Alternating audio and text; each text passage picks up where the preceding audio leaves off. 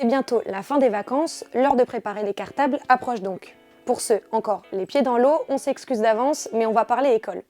On vous explique 5 choses qui vont changer pour cette rentrée.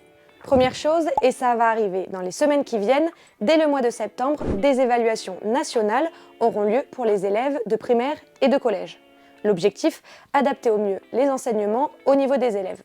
Deuxième chose, alors que ce 27 août, on attend encore l'annonce du nouveau gouvernement, la réforme du choc des savoirs, elle, n'attend pas.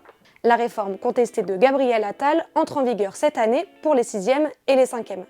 Pour rappel, cette mesure vise à instaurer des groupes de besoins en français et en mathématiques en alternant temps d'enseignement en classe entière et regroupement selon les besoins des élèves. Troisième chose, pour nos collégiens, ce n'est pas le seul gros changement. Les modalités d'obtention du brevet ont été revues pour être plus équitables au niveau national.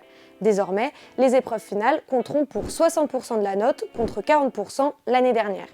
Quatrième chose, pas de panique. Pour ceux n'ayant pas obtenu leur brevet l'année dernière, des classes prépa secondes sont expérimentées cette année. Ces classes préparatoires, sur la base du volontariat, sont destinées aux élèves admis en seconde n'ayant pas obtenu leur brevet. Et en Bretagne, les établissements qui la proposent sont les lycées Pierre Mendès France à Rennes, Marie Bellavenne à Saint-Brieuc, Jean Masset à Lanester et Yves Thépaut à Quimper. Le cinquième et dernier point concerne les lycées professionnels. Désormais, pour chaque semaine de stage effectuée, les lycéens toucheront une allocation de la part de l'État allant de 50 à 100 euros. Et pour en savoir plus sur les autres nouveautés de cette rentrée, rendez-vous sur le site du Télégramme.